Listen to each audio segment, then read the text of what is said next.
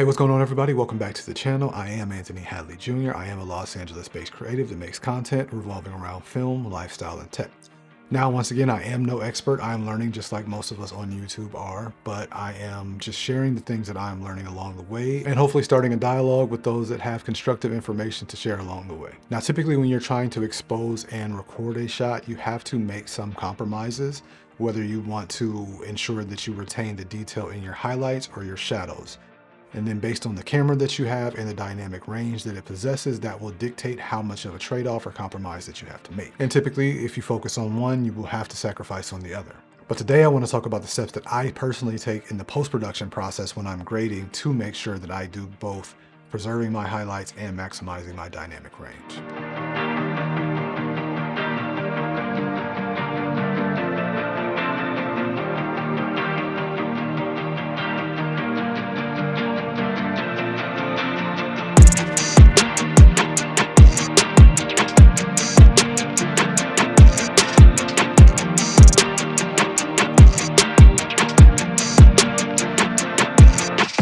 Now, the first thing I will say is typically when I'm shooting professionally, I am shooting in a log and or raw profile. So that is going to give me a lot more latitude to work with in the post-production process. But I still do believe that most of this process will apply across the board, regardless of what camera that you do use. But one thing that is always going to be paramount for your post-production process is to make sure that you do expose your camera and your shot correctly in production. For me, I typically try to expose either a half or one full stop to the right to make sure that I do have the most amount of detail in the highlights, because to me, I am going to prioritize that. But as I still like dark and punchy shadows, I still try to expose as correctly as I can for both.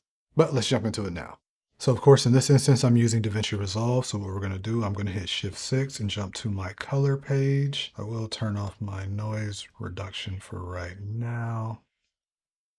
And typically how I start out, I'll go to settings. I will go to decode using clip, and I will typically select highlight recovery just in case there is any detail that I want to try to retain in the highlights that may initially be blown out. For instance, this may be blown out. More than likely, this is going to be a specular highlight, but it's understandable because it is a light that is in the background. So that is okay in this instance. As I said, I already went through my grade beforehand, but I would typically, after doing those settings, I would go through my grade. You can kind of see some of the nodes here. They are titled, not always properly, but actually I'll go through it. In a lot of cases, what I'll typically do, I'll either typically start either with my white balance or my offset. White balance you'll use if you actually have an item that is white within the shot. But where I have learned to like to start typically is with my offset and with my vector scope. So let's put that there. So in this case, this shot was pretty spot on to begin with. There's a little bit of a green tint here. Because it's a warm environment, I don't mind leaning a little bit more towards the red. Get some of this green and blue out, but I do want to make sure that my skin tones are where they need to be. And I do have my skin tone indicator on. I want to get away from the screen a little bit, not that far. Let me actually get rid of my gallery. Okay, so I get rid of my gallery and then I'll go to my offset. See this a little bit better now.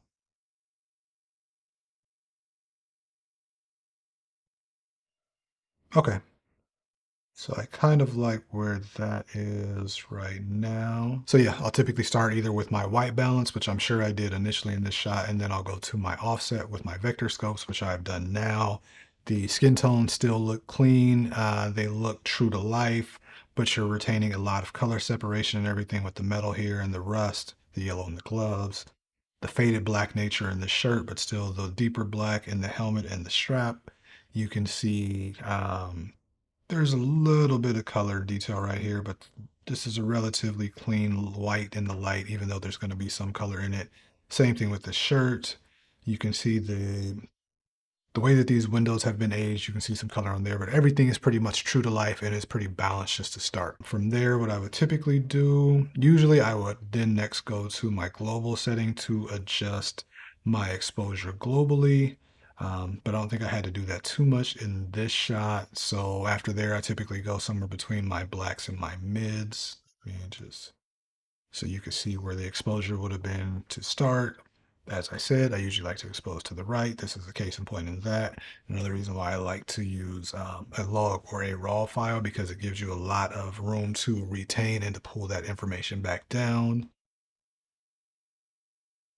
So in this case, I probably went for my blacks first, pulled those down rather than doing globally. But then I saw this. This still actually doesn't look bad to me, but to me, this was just a little bit too dark. So I probably went here and pulled up a little bit of my gamma and nothing in the midtones. But you can see how that just brightens up the shot just a little bit, gives it a little bit more of a different tone where this feels just a little bit more cinematic, which isn't a bad thing, but this just makes it feel a little bit brighter. In most cases, I would actually go with this, but I just wanted to make it a little bit more brighter for the client just based on the tone of the video and where this was going to go. After that push and pull in the blacks, what I would typically do, and actually what I will do now, since I didn't do this before, I would use my HDR palette and something to remember to get the full actual benefits from this. You want to then go to your color space and choose the camera. This was shot actually with a Pocket 4K camera with Gen 5 color. So I will choose for the color space, the DaVinci Wide Gamut Gen 4 and 5. And then for the actual gamma, we will go film Gen 5. So from there, I can see, which I think right here is going to be a specular highlight, maybe with some other stuff, but let's take a look. Yep. So I'm not, and that's probably what this is right around in here. Actually, let's take a look to be sure. Yeah, I believe that is what we're seeing. I'm not too worried about this, but I will just see. Doesn't do much, but it's okay. And then here, there's a big truck right here and a big door opening. So she's getting hit with actual sunlight. But from here, we can see in the highlights how that's kind of hitting her face. Not bad, but we could kind of soften that up just a bit. Nothing too drastic. You want everything to be pretty subtle. I will then go to light. What I This is pretty much what I did in the midtones, so I won't affect that too much. But let's just see what happens if I were to pull this down a little bit.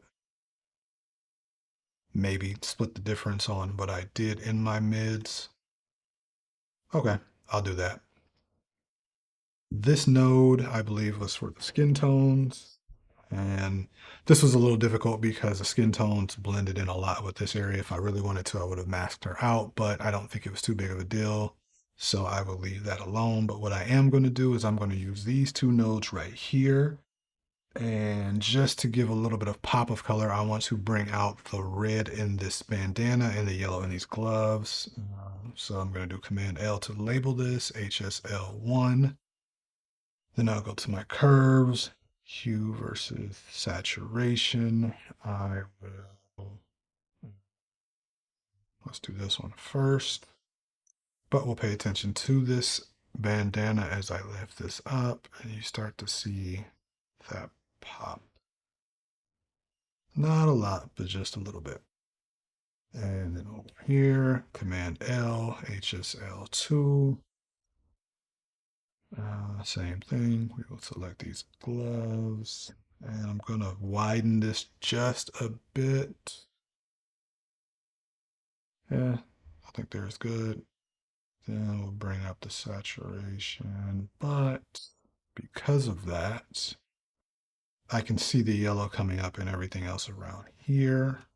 So now I may go back to my offsets and my vector scopes and move this just a little bit over here, away from the magenta. And yeah, I kind of like this. I would love to, I hate um, washed out blacks at any time. And this is actually how the shirt looked. And you can see the comparison in the shirt compared to this.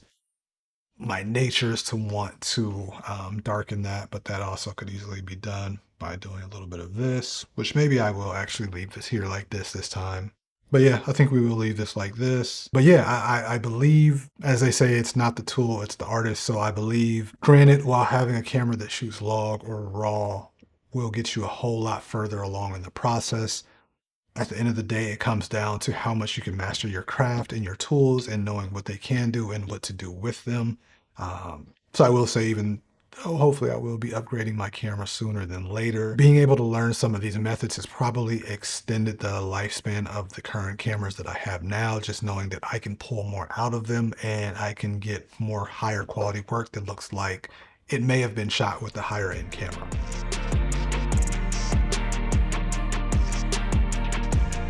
And there you have it. Once again, the steps may differ just a bit based on your camera, codec, and NLE of choice, but the main principles do remain the same.